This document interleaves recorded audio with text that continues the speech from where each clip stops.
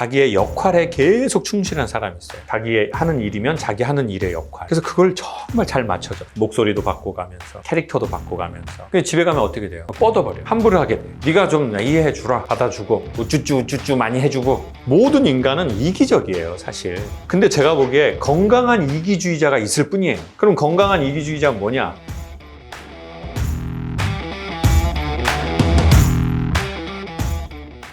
근데 지금 선생님은 되게 정밀한 삶의 그 지점으로 자꾸 가시는 것 같아요. 되게 긍정적으로. 전에 같았으면은 그러니까 전에 그 삶의 방식은 전 그건 그냥 그러니까 동심이 있고 그냥 동이 있다고 생각하거든요. 그러니까 어린아이 같음이 있고 그냥 애가 있어요. 아, 쟤는 그냥 애구나. 이런 사람이 있고, 저 사람 참 어린아이 같은 진짜 좋은 동심이 있지 않아? 근데 사람들이 나이 먹으면서 되게 좋아하는 사람이 동심 있는 사람이거든요. 뭔가에서부터 좀 자유로운 사람이 있어요. 여기서의 말하는 자유는 자기가 공부 많이 한 거에서도 자유롭고, 자기가 나이 먹고 뭐 돈이 많을 수도 있고 사회적 위치가 있을 수도 있는데 거기에서도 자유로운 거야. 그때 인간이 그 사람의 커리어가 진짜 빛나거든요. 저 사람이 뭘 했다고 그 자체로 빛나지 않아요. 그거에서 자유로울 때 그게 진짜 빛나요. 네. 너무 예쁜 여자인데 지가 너무 예쁜 걸 잘 알아. 계속 자기 예쁜 걸 느껴. 근데 자기 이쁜 거에서 자유로운 사람이 있어. 그래야 그 이쁜 게 빛나거든요. 내가 운동을 너무 잘해. 몸이 좋아. 남자애들 막 요즘에 사람 많잖아요. 근데 막 항상 이러고 다니는 사람이 있어요. 그 좀 보기 좀 그렇지 않아요? 막 이렇게 선수촌 가면 딱 두 종류로 나뉘거든요. 남자들이 몸이 다 좋잖아요. 그냥 다 영하 400이야. 그냥 300인가? 선수촌 식당 가면 막 진짜 좋아. 근데 어떤 친구들은 좀 이러고 다니는 애들이 있어. 종목별로도 있고 상대적으로 좀 어린 친구들이 이럴 수 있죠. 왜냐면 내 몸에 힘이 내가 너무 많으니까. 나시 같은 거. 나시 있고 막 이렇게. 근데 어떤 사람은 전혀 그런 느낌이 없어. 그냥 공무원 같아. 여기 저건 공무원인가? 근데 선수야. 근데 이렇게 해서 뭐 이게 추라이 갖고 이렇게 해가지고 이렇게 먹는데 어머 여기가 그냥 그때 저는 되게 인간이 멋있다고 생각하거든요. 그러니까 인간의 멋은 돈 그 자체, 그 지식 그 자체, 깨달음 그 자체가 아닌 것 같아요. 그것에 후속 자세와 태도가 있는 것 같아요. 근데 이제 선생님은 그걸 알기 시작한 거예요. 아, 내가 그렇게 살아왔구나. 내가 너무 나한테만 맞췄네. 근데 그 주제에 대해서 선생님이 생각하신다는 게 선생님의 인생에 성숙이 온 것 같아요. 전 일단 그게 멋있다고 말하고 싶어요. 모든 인간은 귀해. 어처구니 없이 살아도 전 귀하다고 생각해요. 근데 귀한 거하고 멋있는 건 달라요. 우리는 어떻게 살아도 우리는 귀해. 네. 그냥 극도의 이기주의로 살아도 전 인생은 귀하다고 생각해요. 근데 그건 멋있는 건 아니잖아요. 네. 근데 선생님은 이제 멋있게 사는 삶의 궤도를 탄 것 같아요. 그럼 뭐가 멋있냐? 이 고민 자체가 저는 멋있다고 생각해요. 그 인식 자체가 또 멋있다고 생각해요. 그리고 그걸 고민한다는 것 자체가 되게 고등동물이 하는 거거든요. 우리가. 인식이 되게 올라가야만 하는 고민을 지금 하시는 거예요. 자신과 사람에 대한 이 생각을 하는 거잖아요. 이제 제가 유튜브를 하잖아요. 근데 이제 김창욱 TV를 하는데 제가 다른 채널 하나를 더 시작하려고 해요. 근데 가제가 재미없는 김창욱 TV예요. 왜냐면 저는 선생님하고 거꾸로 맞춰주는 걸로 시작을 했어요. 왜냐면 부모님 사이가 좀 계속 좀 그런 집에서 자랐기 때문에 전 눈치를 많이 봤거든요. 그러다 보니까 내가 살아남아야 되니까 제 경우에 이제 전 이게 인간 종의 진화라고 생각하거든요. 자, 그런 환경이에요. 자, 여기서 난 살아남아야 돼요. 그럼 둘 중에 하나를 선택하는 거예요. 자, 밤중에 여성분들, 내가 어두운 길을 가는데 누가 저벅저벅 나를 쫓아오는 것 같아요. 그럼 뭐가 뛰어요? 왜 심장이 뛰어요? 심장이 뛰는 거는 무슨 뜻일까요? 생물학적으로. 긴장했다? 아니, 뭘 할 수 있는 상태일까요? 많이 움직이지. 오, 맞아요. 심장이 뛴다는 건 심장에서 심장이 뭐 하는 기관이에요? 피를 온 펌프질을 해가지고 온 몸의 근육으로 보내는 거잖아요. 자, 그럼 순간 쉽게 말해서 뭐냐면 순간 자동차의 RPM을 높일 수 있는 상태가 되는 거예요. 힘을 모아가지고 뭐 만화 영화처럼 이렇게 에너지 빠 이거 저기 게임 있잖아요. 오라 그 상태예요. 순간 힘을 모으는 거예요. 근데 여기에서는 자 모은다는 게 뭐예요? 심장 빨리빨리 해가지고 순간 힘세게 하는 거예요. 근데 여기에서 선택은 둘 중에 하나예요. 뒤를 돌아서 저 새끼를 주먹으로 죽방을 날릴지 아니면 순간 세진 근육 다리 힘으로 도망갈지를 선택하는 거예요. 이게 되게 간단한 이 상황 설명인데 저는 눈치를 보면서 그럼 보통 어떻게 돼요? 여기서 폭력적이 되거나 아이가 아니면 살아남기 위해서 상황을 판단하고 저는 후자를 택한 것 같아요. 왜? 난 힘이 좀 없는 애니까. 난 싸움도 잘하는 애가 아니고. 그러니까 나는 이 후자를 선택해가지고 눈치를 보기 시작했어요. 그래가지고 이게 사회적으로 발달이 돼가지고 남을 잘 웃기게 된 거예요. 왜냐면 눈치가 있어야 남을 웃기든 서비스를 하든 영업을 하든 그러니까 이제 그런 일들을 조금 성과가 내면서 한 것 같아요. 근데 이제 어떤 일이 생겼을까요? 계속 남한테 맞춰주다 보니까 어떻게 돼요? 자기가 고갈되기 시작하는 거예요. 이제 그런 분이 있어요. 자기 이름이 중요한 사람이 있고 자기의 역할에 계속 충실한 사람이 있어요. 뭐 엄마하면 엄마의 역할, 아내면 아내의 역할, 며느리면 며느리의 역할, 뭐 자기의 하는 일이면 자기 하는 일의 역할. 그래서 그걸 정말 잘 맞춰줘, 서비스를. 목소리도 바꿔가면서 캐릭터도 바꿔가면서. 근데 집에 가면 어떻게 돼요? 뻗어버려. 그리고 가까운 사람한테는 어떻게 하게 돼요? 함부로 하게 돼. 그럼 이렇게 말하는 거죠. 네가 좀 이해해 주라. 나 진짜 지금 너무 힘들다. 어? 날 좀 이해해 줘. 받아주고 우쭈쭈 많이 해주고. 나 너무 힘들어. 그럼 또 가족이면 가족이 뭐라고 하면 야 내가 이렇게 힘들게 내가 나 혼자 잘 먹고 잘 살자고 내가 이렇게 사냐? 어? 다 지금 내가 이렇게 건사하려고 어? 그걸 또 막 이렇게 막 한다든지. 이게 뭐 뻔한 레파토리의 반복이거든요. 근데 저는 유튜브는 좀 누군가에게 맞춰주고 재미없는 유튜브를 이제 시작하는 이유가 남한테 안 맞춰주겠다는 의도예요. 나는 이제 철저하게 나한테만 맞추겠다. 그리고 뭐 이제 그런 말을 좀 더 하겠죠. 재미없으면 김창욱 TV로 가라. 거긴 여러분에게 훨씬 맞춰준 버전이고 강연도 듣기 편할 거다. 그래서 아예 커밍아웃하고 시작하는 거죠. 이건 재미가 없다. 이건 여러분을 위해서 하는 게 아니다. 이건 나를 위해서 하는 거다. 그 구체적인 건 첫 번째는 내 강박증을 치료하기 위해서 하는 거다. 그러려면 훈련이 필요해요. 어떤 훈련이요? 상대방의 눈치를 별로 보지 않고 자기의 거에 맞춰가지고 하는 이 훈련을 해야지 정신이 치료되기 시작해요. 이게 무슨 약 한 방에 치료되는 문제가 아니거든요. 그리고 유튜브는 구독자가 늘려면 정기적인 업로드를 해야 돼요. 다 업자 맵이 있어요. 그날 그 시간에 해줘야 돼요. 방송 프로그램처럼. 근데 재미없는 김창욱 TV는 난 그렇게 못하겠다. 하기 싫으면 나 안 하겠어.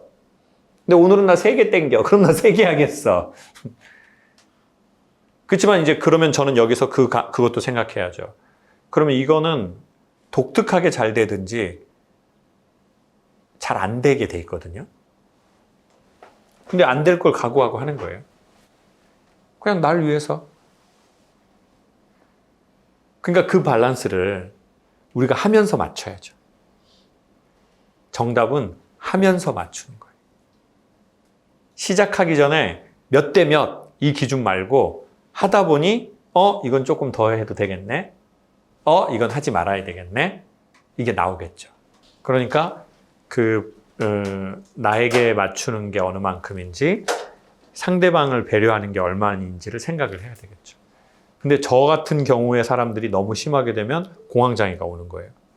왜? 남한테 계속 맞춘다는 건 자기 숨의 템포가 없다는 거거든요. 그럼 숨이 어긋난다고요. 숨이 어긋나는 게 뭐예요? 그게 공황장애예요. 내가 보고 싶을 때 보고 싶다고 하고, 좋아한다고 할 때 좋아한다고 하고, 밉다고 할 때 밉다고 하고, 그것들을 어느 정도 해내는 것이 지 숨을 쉬는 거예요. 근데 뭐든 통제하고, 그럼 이제 숨이 자꾸 엇박자로 나겠죠. 그럼 어떻게 돼요? 인간은 보상을 원해요. 억울한 삶에 대한. 그 보상이 뭐죠? 우리 현대인들의 보상이? 쇼핑, 택배. 제가 2년째 무슨 작업을 작가님 밑에서 하고 있는데 막 쓰레기가 생기잖아요. 전기톱으로 막 하면 뭐가 엄청 많아요. 그러면 여기에 에어건이라고 있어요. 그걸로 칙 하면 싹 불어서 순간 깨끗해져 버려요. 근데 순간 무슨 생각이 드냐면 이건 내 앞에서만 깨끗해진 거예요. 이 먼지들이 사라진 게 아니에요. 내 앞에서 사라진 거예요. 어디로 간 거예요? 다 저쪽으로 갔어. 그래서 진짜 청소를 하려면 청소기로 흡입을 해야 되거든요. 그리고 모아서 저쪽에다 버려야 돼. 근데 우리는 보통 자신의 이 모든 것들을 흡입하는 게 아니라 에어건으로 지 눈앞에서 그냥 불어버리는 것 같아요. 그리고 문제가 해결됐다고 생각하는 거예요. 그게 뭐예요? 쇼핑, 술, 음식, 게임. 지금 당장 문제가 사라졌다고 생각하지만 구속으로 더 들어가 버린 거. 그러니까 내 숨을 쉬어야지 그걸 청소기로 빨아들여요. 그리고 내가 내 숨을 쉬어야 남한테도 맞춰줄 수 있어요. 모든 인간은 이기적이에요, 사실. 근데 제가 보기에 건강한 이기주의자가 있을 뿐이에요. 그럼 건강한 이기주의자는 뭐냐? 내가 이기적으로 했는데 남이 혜택을 보는 거예요. 근데 한편에는 억울한 이타주의자가 있는 거죠. 난 되게 남을 위해서 살고 남한테 맞춰주는데 어느 시간에 보니까 너무 억울한 거야. 그래서 이상적인 삶은 전 건강한 이기주의자라고 생각해요. 왜냐하면 자기를 위한 자기는 이 사회가 제가 보기엔 존재하기 어려워요. 왜냐하면 너무 많이 연결돼 있으니까. 어느 날 보면 내가 입은 옷 누가 만들어준 거고. 저도 어느 날 갑자기 이런 생각하거든요. 내가 되게 좋은 차 타고 좋은 옷 입고 막 그런 시기가 있었는데 그게 부끄러운 거 아니거든요. 근데 이런 생각이 드는 거예요. 아니, 좋은 옷은 누군가의 많은 정성이 들어갔다는 거거든요. 그러면 나는 누군가에게 뭐 그렇게 세상에 이득을 준 거 내가 뭐 좀 한 게 있나? 그냥 자본주의적으로 내가 돈 주고 샀어 이런 거 말고 나는 누군가의 좋은 정성을 받고 싶은데 나는 누군가에게 그런 정성을 쏟아서 타인의 삶에 유익함이 내가 있나? 그게 없으면서 타인의 정성만 내가 누리려고 하는 건 이건 부끄럽다는 생각이 들더라고요. 그러니까 이거는 그때는 그럼 나는 이건 부끄럽다. 그러면 그러니까 내가 좋은 물건, 좋은 거를 하려는 물질을 하려는 건 부끄러운 게 아니다. 근데 내가 타인에게 그거를 해준 게 별로 없으면서 남의 정성만 받으려고 하는 건 부끄럽다. 근데 오히려 그 마음이 드는 순간 마음에서 이상한 쾌감이 생기는 거예요. 약간의 자유? 왜냐하면 제가 보기에 우리는 필요 이상의 많은 게 있거든요. 우리 각자의 집을 가면 우리는 필요 이상의 많은 물건들이 있거든요, 사실은. 그 때로는 필요 이상의 많은 것도 먹고. 그리고는 이렇게 말하죠. 아니야, 내가 원하는 수준에 가면 나는 되게 내 삶이 좀 이렇게 펼쳐질 거야. 지금은 그때를 위해서 그냥 사는 거야. 내가 원하는 모양새가 되면 나는 좀 이렇게 살 거야. 라고 생각하지만 거의 그렇게 되지는 않잖아요. 그건 계속 무언가에 속고 자기 자신이 자기를 속이면서 사는 거라고 생각하거든요. 그러니까 차라리 헛된 희망을 가질 때가 재미있지 어느 끝 지점에 가면 허무함을 느끼는 사람들이 많이 생기는 거죠. 왜? 거기에 가면 그게 있을 거라고 생각했는데 거기에 가봤는데 그게 없는 거예요. 그럼 뭐가 희망이에요, 이제? 삶을 자꾸 뒤로 미루던 버릇을 하고 살아왔는데. 그러니 저는 지금을 사는 훈련을 조금 하면 더 좋지 않겠나 생각이 들어요. 그럼 지금 사는 훈련이 뭐냐? 내가 마시는 커피 마시면서 그 커피만 이렇게 마시려고 해보고 내가 산책하는 길 걸으면서 이 산책하는 길을 걷고 그러니까 내가 가고자 하는 방향은 분명히 보지만 내 몸은 지금 여기에 땅을 디뎌는 훈련을 한다고 생각해요. 그래야 지금 삶도 살고 또 그 다음도 우리한테 좀 있지 않나 싶어요. 저는 모든 관계가 영원하진 않잖아요. 모든 관계가 영원하지 않고 모든 관계는 유통기간이 있다고 생각하거든요. 그게 일단 전제라고 생각해요. 근데 그 안에서 우리가 해야 될 몫은 있다고 봐요. 그게 뭐냐? 이렇게 지금 선생님이 얘기하시는 그 감정을 그분한테 잘 이야기하는 필요는 있다고 봐요. 솔직 담백하게 하는 거죠. 이제 저에게 실망하셨을 수도 있고, 또 기대한 만큼 또 저한테 되게 많은 애정과 기대를 가져주셨는데 제가 그 기대에 부응하지 못한 것도 있고, 근데 그런 거에 대해서 저도 되게 안타깝고 또 속상하기도 하고 뭐 그런 생각을 갖고 있다. 그렇지만 나는 이제 그분 상사인 그분하고 난 인간적으로 되게 좋은 호감을 갖고 있다. 그래서 이런 말씀을 꼭 드리고 싶었다. 이렇게 하면 좋을 것 같아요. 근데 오히려 이런 얘기는 저는 두 가지가 있다고 보는데 사람이 할 수 있는데 못한다고 생각하는 사람이 있고 못하는데 할 수 있다고 생각하는 경우가 있대요. 저는 이제 재활치료를 받는데 선생님이 이거를 이렇게 허리 바짝 세워서 이렇게 운동을 하래요. 그래서 12개를 하래요. 근데 이제 제가 10개 하니까 못하겠는 거예요. 근데 이제 요즘 체육하는 선생님들 막 남자 선생님들 잘생겼죠, 몸 좋죠, 막 그래서 엄청 많거든요. 근데 이제 목소리가 회원님 이런 분이었어요. 그래서 저 김정규 회원님 하세요. 12개 남자분이셨는데 그래서 제가 선생님 더 이상 못하겠습니다. 그랬더니 하세요. 그러더라고요. 제가 보조해 드릴게요. 그러면서 이제 앞에서 저 여기 팔꿈치를 이렇게 딱 잡아줬어요. 그러면 허리 펴고 하세요. 그래가지고 이제 12개를 딱 하니까 그분이 뭐라는 줄 아세요? 회원님, 저 보조하는 척만 했지 손 안 댔어요. 이거 회원님이 하신 거예요. 그러면서 이렇게 말하는 거예요. 사람은 자기의 한계를 뇌가 뭘로 정하냐면 전에 자기가 실패했던 그 지점으로 정한대요. 전에 내가 10개밖에 못했어. 그러면 자기는 10개라고 뇌가 딱 프레임을 정한대요. 근데 뇌가 프레임을 정하는 순간 몸은 이 다음을 넘어가기가 어렵대요. 근데 실제로 사람은 운동하셔서 너무 잘 아시겠지만 운동이 막 죽겠다 싶었어. 더 이상 못 하겠어요. 이게 지금 워밍업 한 거예요. 죽겠다 못한다라고 할 때 이제 한두 개만 새로운 자기 힘이야.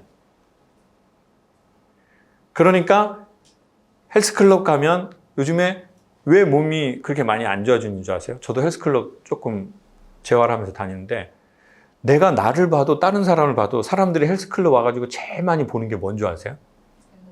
핸드폰을 다 보고 있어요. 이거 한 5개 하고 앉아서 뭐 또 봐.